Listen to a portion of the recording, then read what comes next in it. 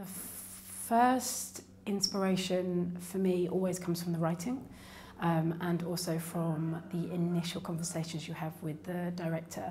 Then as the set designer, your responsibilities are for how the visual world is imagined. So your inspiration then feeds into sort of the environment, the costumes, and how you set the sort of emotional staging or the sort of context for the different scenes.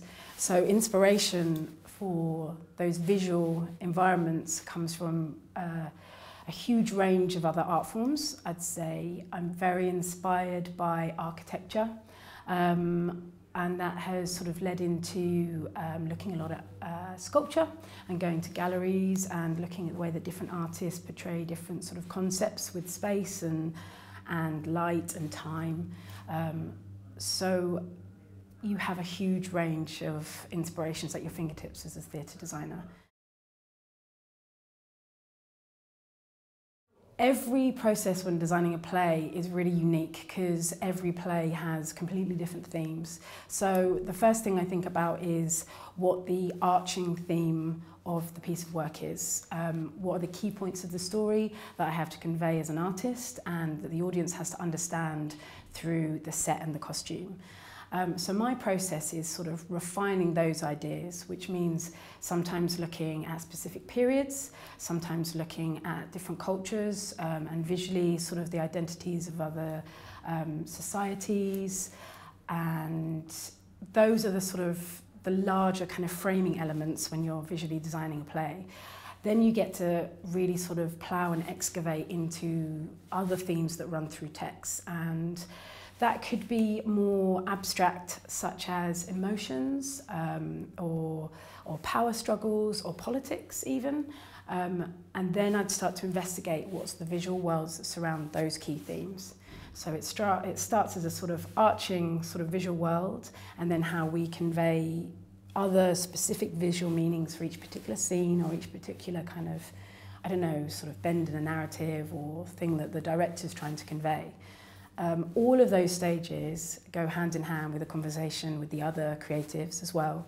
And I think it's very important as a visual designer to collaborate as much with the writer and the director as possible, because that really helps to inform kind of really refining down the visual worlds that you're creating together. As a designer, you have to work very collaboratively with lots of members of your team, and you'll find that the writer or the director will write their notes, you'll do script work, it's all very sort of words on a page based.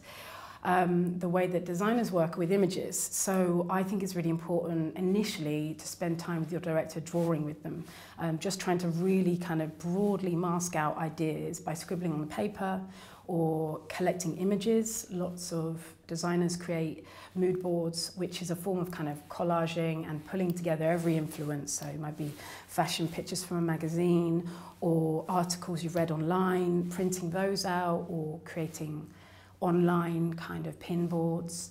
And that's a very useful way to start to group ideas together visually. Because talking about it is very different from the reactions you get when you show something to someone.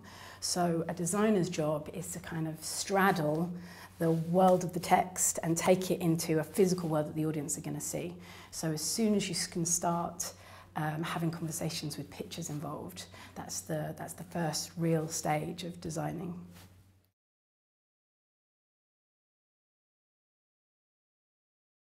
Costume's really, really vital for portraying sort of class, age, culture for characters on stage.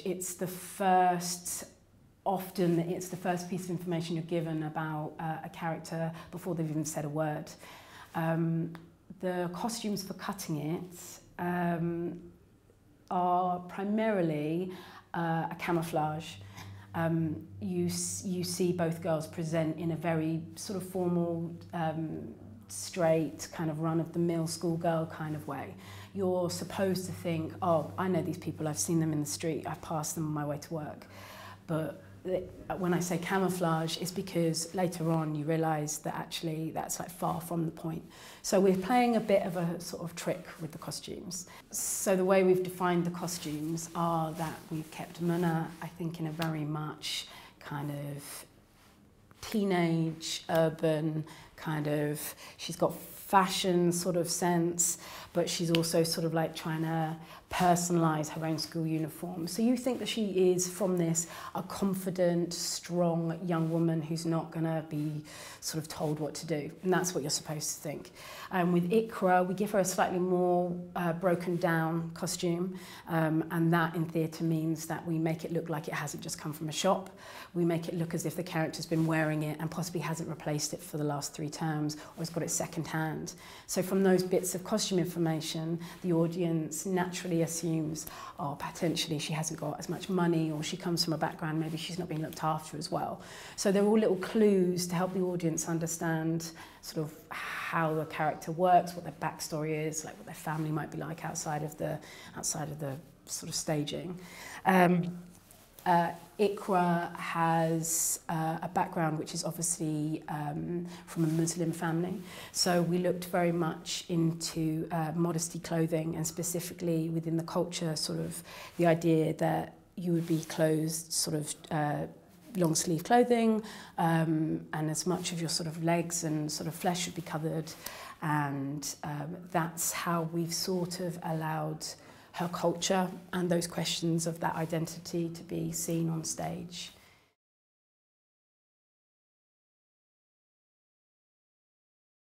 I think the emotions that you can invoke with design are very different to the ones that are spoken by the actors on stage.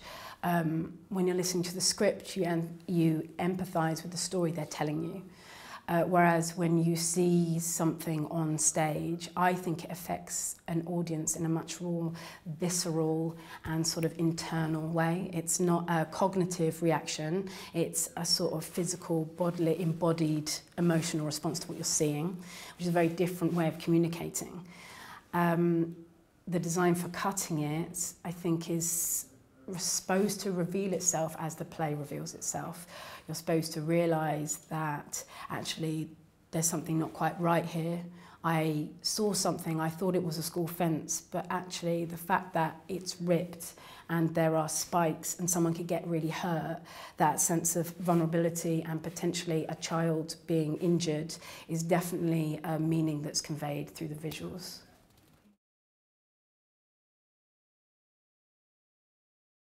I think the challenges when designing are about making choices, because there are lots of different visual ways you can communicate, and there are choices that you have to make between whether you really want to hammer home the idea that they're school kids, or whether you want to hammer home the idea that actually they're really young and vulnerable. So you have to make quite nuanced choices. So they're let's say subjective choices rather than objective choices. The difficulties with this are that you sometimes have to prioritise certain points of reference over others, and there are so many amazing parts in this play which perhaps we're asking the audience to kind of imagine rather than telling them specifically.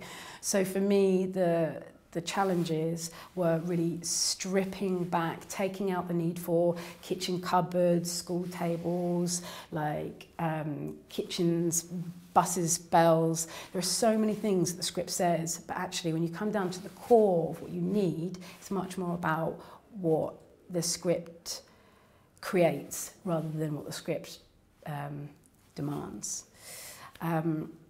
The other challenges for this are that, and they're wonderful challenges, are that we have to take them to so many different schools so that everyone gets to see it. And schools, like theatres, come in many shapes and sizes. So we've spent a lot of time trying to get the set to fit together in a way that will work in lots of different practical restrictions, but also gives each location the same show at the end of the day. So there have been both creative and practical choices along the way.